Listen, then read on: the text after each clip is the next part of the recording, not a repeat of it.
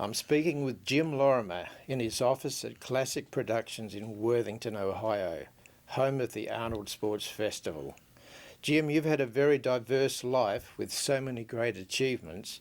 Please share with me some of your proudest moments. Well, I've had a good adventure.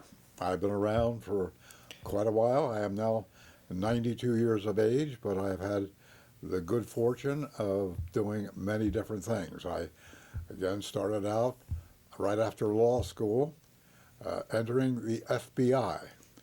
I became a special agent of the FBI, and that responsibility put me in the intelligence field. And so in those early years of the 1950s, why I spent my time talking with communists, because there were just two great powers in the world in the 50s, 60s, and 70s, and 80s, and they were the Soviet Union and the United States. And as I would talk to these communists, they would say, you are going to be living under communism in the future. That is the more equitable system, and of course I did not agree with them. But prior to 1952, the Soviet Union never had an Olympic team. But in the 1950s, they embarked upon an Olympic development program in which they recruited people from throughout the Soviet Union to make a statement on the friendly field of sports competition about the superiority of a system. Yeah. And they've been focusing on the Olympic sports. And it was not until the end of that decade, 1959, that they elected to compete against the United States head-to-head, country to country, in the sport of track and field. And that event was held in Philadelphia, Pennsylvania. Well, I was out of the FBI at that time, and I knew that they were going to try and make a statement. And so I went to the competition, which was in Philadelphia, Pennsylvania, and on that competition, the Soviet men and the U.S. men were evenly matched, even though the Soviet men had become substantially professionals. But we have great college and intercollegiate programs in the United States, so our U.S. men managed to beat the Soviet men, but by a narrow manner. But on the same field, on the same day, the women were competing. And in the high jump, for instance, for the women, why the girl representing the United States in the high jump was doing what we call the scissors high jump. Now, you may know there's just a question of coming up like you do in grade school and trying to step over the bar. And as a consequence, the Soviet girl jumped almost a full foot higher than the U.S. girl. But in each one of the competitive events, it was so clear that the United States girls did not have the preparation, the training to do it, that there was just not a fair competition. So at the end of the weekend, they combined the team scores, the men and women scores, and because the women had performed so poorly, the headline in the newspaper, in the Philadelphia Inquirer, said, Soviet team beats U.S. So they made a statement about that in a basic sport of track and field, and I knew that this should not be let to stand. So when I came back to Ohio after that competition, I formed the Ohio Track Club girls team. And that girls team was really highly talented, and it was an Olympic development team. And we trained them, and they won the national championships a few years later. But it was because of my sports promotion in the sport of women's track and field, and I became chairman of the United States Olympic Committee for women's track and field. But those competitive opportunities to run national championships in that sport caused the people in the sport of weightlifting, because they knew I was interested in that sport also, to ask me if I would run the national championships in weightlifting.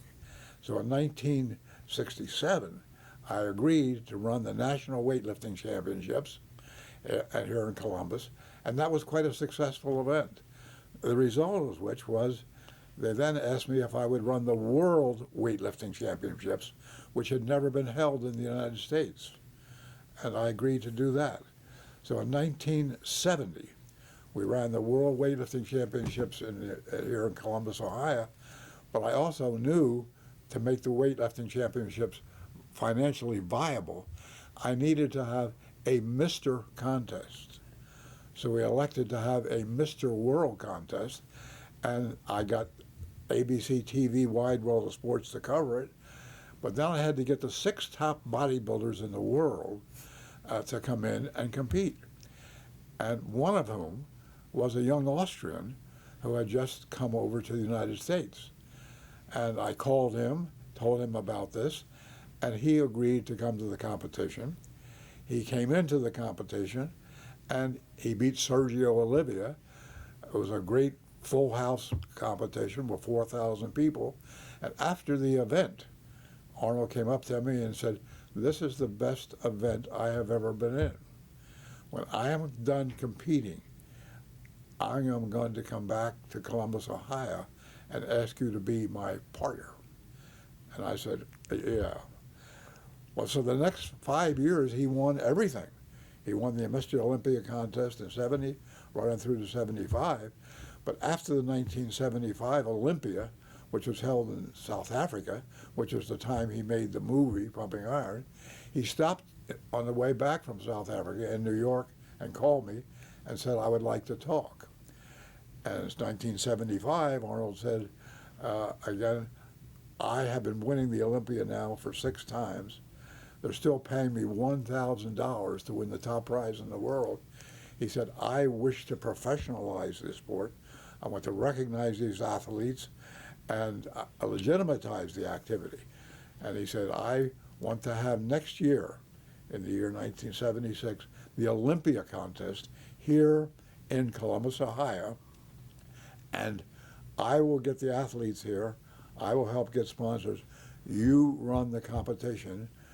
And on a handshake in 1975, our partnership has gone now almost 50 years. And in that 1976 Olympia, Right. Franco Columbu was the winner. That is correct. Franco Columbu did win in that year, and it was a great competition, a sold-out field. But that was the beginning of the partnership. And after that, every year we ran the Mr. Olympia contest several years. And then the IFBB decided, well, maybe we should put it over in Europe. So they then said, well, this year you can run, again, the Mr. Universe contest. And so every year they were suggesting a separate contest. So then in 1989, Arnold said, look, they're giving us different contests every year.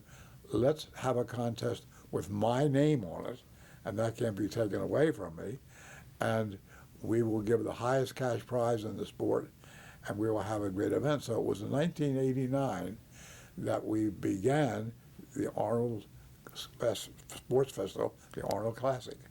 And at that same time, in '89, Arnold was made chairman of the President's Council on Physical Fitness and Sports. And I was on that council with him. And as a result of that contact with many other sports, we were finding that other sports were coming to us and saying, we know you are running a good competition in Columbus, Ohio, in bodybuilding. Could we, martial artists, be part of your event? And then next year, could we, gymnasts, be part of your event? And so we had the space and a consequence, and we had the interest, too, in promoting other sports. So every year from 1989 forward, we gradually added new sports each year. As a consequence, over all of those intervening years, where we had developed what has become the largest multi-sport event we know of anywhere in the world. And this year, in 2019, we had 80 sports and events. Now, the Olympic Games have 30 sports events. We had 80. We had, again, 22,000 athletes, and that's 11,000 girls and 11,000 boys. The Olympic Games have 10,000 athletes, so we had double what the Olympic Games have. But also very interesting, specifically, other continents have come to us. and said over the years, we like the concept of the sports festival. Could we have a Arnold Sports Festival in Australia, in Europe, in Africa, in South America? And each year, for a number of years in a row, we began with great partnership friends, highly skilled people, to have additional Arnold Sports Festivals. So now our event is on 5 continents, and each one of those other continents have events which are really of Olympic scope.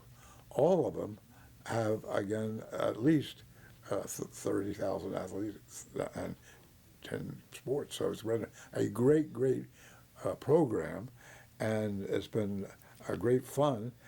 And what Arnold and I like about it is the number of young people throughout the world who are competing and learning the life lessons of sports. And again, they are, one of them is, you get back out of every aspect of life in direct proportion to what you put in. You get back in direct proportion to what you put in. And nothing teaches you that better than participation, competitive participation in sports. Yes, and this year you had 80 countries represented in Columbus. That is correct. 80 countries as well as 80 different events. Yes.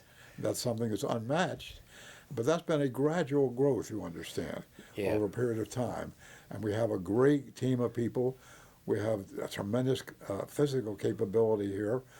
We have a huge convention center of 1,700,000 square feet in which we had many competitive events, but also 1,000 exhibit booths, 1,000 exhibit booths in there. And that is a packed venue where we have this strongman events and 4 different competitive areas. We also have nearby a huge expo center, which has 10 large competitive buildings, another 1,800,000 square feet out there, and we move 1,500 people an hour between those 2 facilities. Yes. And so and those are, again, out there in one building, we'll have 3,500 gymnasts, another building, 2,500 martial artists, and again, a lot of cheerleaders. But there are dozens of sports that have whole buildings to themselves, in addition to a kids and teens fitness expo, which is in the largest building at the fairgrounds. And that building has special training areas around the circumference of the building. 20 different sports have professionals in each one of those, and kids coming in can move around the perimeter of the building and get training in fencing, gymnastics, whatever they're interested in. They have professional guidance there, and we have another 100 booths out at that expo. So it's been, again, 2 huge centers. In addition, in the city of Columbus, Ohio, we have many other competitive areas, like a swimming area, obviously a swimming hole separate, a track area, and so we have 10 other competitive areas in Ohio where these people compete, in addition to the 2 huge facilities, the Convention Center and the Expo Center. I heard that the Kids Expo Center was packed the whole time. It was packed, but there are a lot of fun things in there. And we, for the admission for the whole weekend, we do not charge admission for youngsters 14 and under. We're encouraged the youngsters to come in, enjoy the experience, and also enjoy and learn the lessons of sports teach you. Well, that's wonderful, the way you're building things forward for the future. That's right. Well, we always keep looking ahead. Our motto is always to try and do better than our previous best, and that has led to an ongoing expansion. Of course, now that we're up to 80 sports and the totality of what I've explained to you, Yes. Again, we're not expanding too much further. We were just trying to do in each one of the events have a better quality of competition and, again, more fun for everybody. And the other thing that you provide is a facility where world records get broken, such as Hafthorpe Bjornsson's deadlift on Saturday, where he broke his own world record. That was pretty remarkable. Well, we have had a wonderful, wonderful partnership with the world's strongest men. And the group of men that we work with is really 10 or 12 of them. They are the strongest men who have ever lived. And they are a lead group in what we have here in Columbus, Ohio. But also they are such wonderful athletes, they actually go to each of our international competitions and compete around the world for us. Now, we have them here in Columbus, Ohio, as we had this past weekend. We do something very special with these athletes, and that after the competition is over, the Monday after, we take them up to Ohio State University, where they get complete physicals, a complete physical makeup. We pay for it, so we want to find out, for their benefit, what is happening to their bodies. I mean, the one man weighed 452 pounds. The winner from the Iceland? scale only took 450. He weighed 452 pounds, and he's 6 feet 10. Now, what they did tell us, and we don't get the details all, but he had a body fat content of 16%. A body fat content of 16% with that tremendous body weight, which shows you the fantastic amount of muscle and body and mass. And of course, the good fun thing about these athletes is, as we have them here this year and host them, is feeding them. Because these men are inclined to eat about 6 times a day, but we have special chef, trained chef at our hotel, and he is able to deliver the usual 6 meals a day that these men are likely to consume. Yeah. So they are a great group of athletes, great group of men to work with, and very competitive. And what we so like about them, they admire the performance of each other. There's no jealousy in that group. There's mutual friendship, mutual admiration, and they are great gentlemen, all of them. Yes, absolutely correct. It's a highlight of the weekend. And would you like to say a couple of words about Terry Todd, who got it started? Terry Todd was a very, very special man. Again, if you wanted to make a list of great leaders, great men, why, he would really be right up at the top of that list. And he always had a tremendous sense of humor. He was my good friend. We would talk regularly about all things, but especially about his dedication to the strength field. And he had a phenomenal history himself. He had a college scholarship in tennis. Yeah. But the college scholarship in tennis, he wanted to go do weightlifting, and he left his weights, but his college tennis coach said, you have to make a choice between your scholarship in tennis or weightlifting, and he chose to go into and weightlifting. As a consequence, over his career, he and his wife partner Jan Todd developed what is the greatest physical culture library anywhere in the world, at the University of Texas. It's right in the stadium of the University of Texas, and has all the memorabilia you could possibly think of. Every publication in the strength field for decades is cataloged there, and his life work is reflected very well in that great physical culture museum at the University of Texas. Yes, and sadly he's passed away in this last 12 months. That's right, he did, and that was very, very sad. And of course, at this year's Arnold Sports Festival, we gave the Lifetime Achievement Award, which we give each year, to the couple, Jan Yes. and Terry Todd. And Jan very, very greatly accepted on behalf of both of them. But now Jan, who has been his place partner, why, she has taken over the reins of the professional contest, and she did an excellent job in running that this year. Of course, she's been right at Terry's side for years in running it, but she did an excellent job leading that, and it takes a lot of effort to get the 10 strongest men in the world working with you and accepting what events are they going to be tested in, and how they will be judged. But she has had the experience and did a great job. But Terry Todd was surely very much missed by everybody. And this interview today will end up in the Todd's Stark Centre archive one day, because I'm leaving my history to the Stark Centre. That is great. Well, that's good.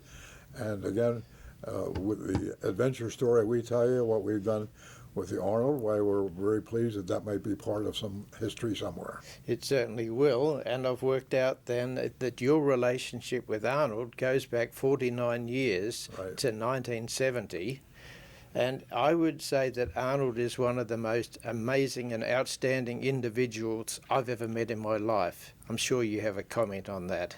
Well, it is certainly very true. He is a remarkable individual, very special in every way, and I saw that when I first met him. Again, when one of my earliest recollections was that I was challenged to get him here for this competition because he had a commitment to compete in the Mr. Universe contest on the Saturday evening before our Sunday competition. And he agreed to come, and I put a plane in New York to have him make the connection back on the thing. But when he showed up, he had won the competition in London, England on Saturday night, showed up here and competed here, and I said hello to him after the competition. But I remember so distinctly, even though he had competed in London, England just a few hours before, he traveled all night, his eyes were clear, he just looked like he was fresh and ready to go. It's just an indomitable physical and mental character, and a guy who again moved forward in a fantastic way, became extremely successful worldwide in the movie industry, and no action figure was ever any greater on the thing, but he has had, and then moved over into the political arena, and there's a man who again came over here challenged at speaking English, who becomes governor of the largest state in the United States for 2 terms on the same.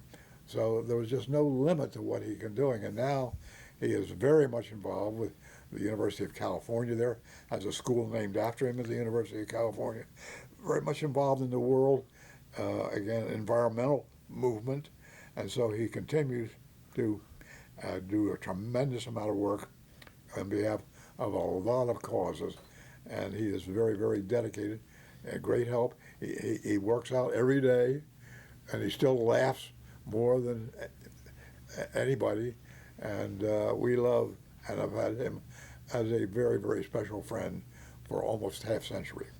Yes, I agree with all of those comments, and my own relationship with Arnold goes back to 1970 as well. I'm not sure if you know, I was at that NABA Universe in London, and I got it on film.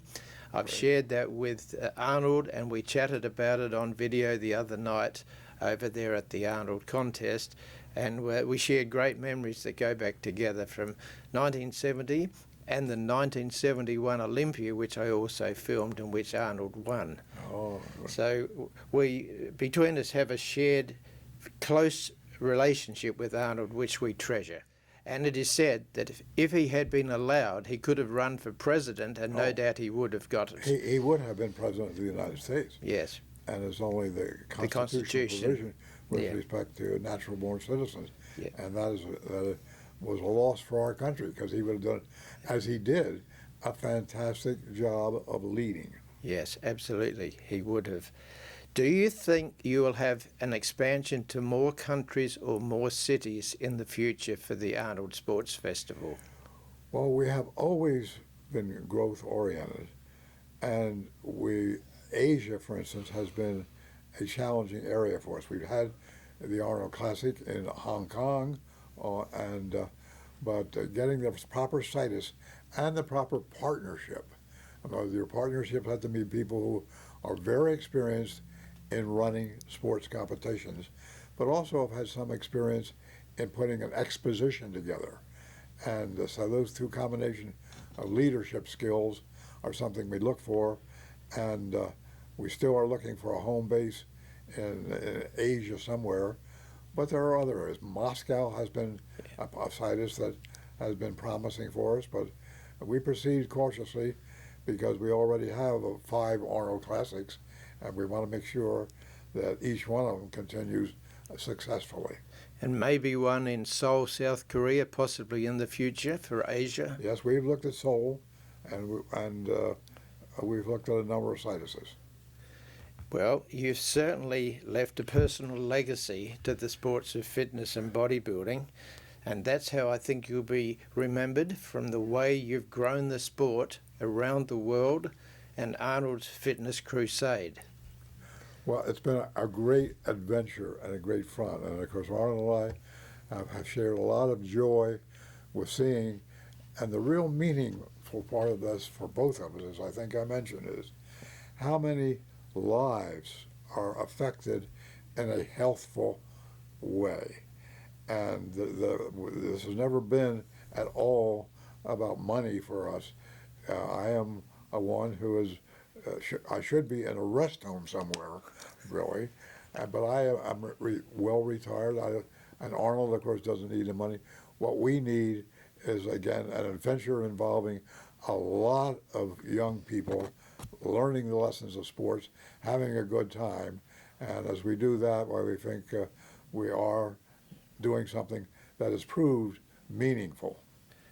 Well, Jim, let me say this. You've got Bob now, your son, who's carrying the thing forward for the company and flying the flag around the world for the Arnold Sports Festivals, and I think it's in good hands there.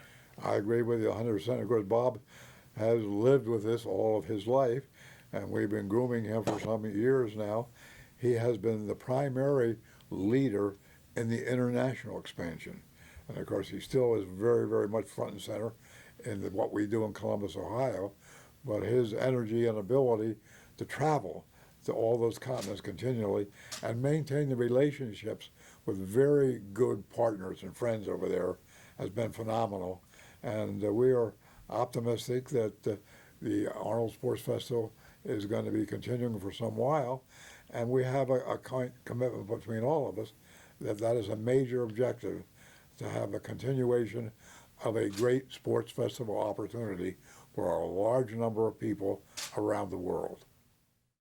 Well, if there was a pivotal year for us, I would have to say it was the year where we began using Arnold's name, Arnold Schwarzenegger name, because that was 1989, but very significantly, it was also the year where Arnold was chairman of the President's Council on Physical Fitness and Sports. And as a part of that, he made the commitment to President Bush that he was going to go to all 50 states of the United States and talk to the governors and educational leaders of all states. And as a consequence, he made that come true. He traveled at his own expense to all 50 states, talking to the governors of those states about the need for fitness for young people in school, to emphasize more and more opportunities for competition. And that exposure had a tremendous impact on the fitness field in general, you know. And of course, it was what also led at that particular time to, as we began with a contest in his name, other people coming to us and saying, we want to be a part of the Arnold Sports event. And so as we expanded, why the expansion took place because of what we did with other sports and nationally in that particular pivotal year. So I'd say that was a great year for beginning a change concerning our definition of the scope of the weekend. But I think it is significant also that as Arnold traveled to all 50 states, meeting the governors of all 50 states, well, I feel it's very likely that he developed the idea, well, these men are pretty good men, but maybe I might be able to do something like this also. So he's seeing what 50 governors are doing, and as far as impetus to his own career, becoming a governor himself, I think, was maybe outflow of that particular experience. Excellent. And let's talk about the 30th Arnold Classic poster, and that was last year. I'm guessing that poster is probably here. Yeah. And that was a very special year, and I know it brought people to Columbus in particular for this 30th anniversary. Yes. Well, the 30th anniversary, of course, a round number like that, 30 is always good, but it was still part of the continuum. Yes. In that we are, each year, our objective is to do better than our previous best. And we think we accomplished that very well last year. But similarly, this year was our 31st anniversary. And again, whereas on our 30th, we had 70 sports and events. This year on our 31st, we had 80 sports and events. So we did expand. Now, I don't know whether it's advisable or even possible to go beyond 80 sports and events, but what we find is that the way people express themselves competitively and physically continues to expand. And the people who have hobbies which become compelling to them, and they form competitive sports organizations, and they come to us and say, could we give expression to what we are doing as part of your large sports festival? And if we feel that they have a legitimate good enterprise with a good following, why, we have been saying uniformly, saying, yes, we welcome you. And that is where the growth has come from. Well, Jim, thanks for this wonderful interview. It's been my privilege and pleasure to have known you since around 2000 and to have done video productions for you since 2001. Well, we very much appreciate the length of your following of what we're doing, and we hope that you will continue to do that for another couple decades yourself. You're having a great adventure yourself, and also the fact that you're bringing this information about the explosiveness in this sports and fitness field does a good service to that whole community, and we thank you for that. Thank you very much.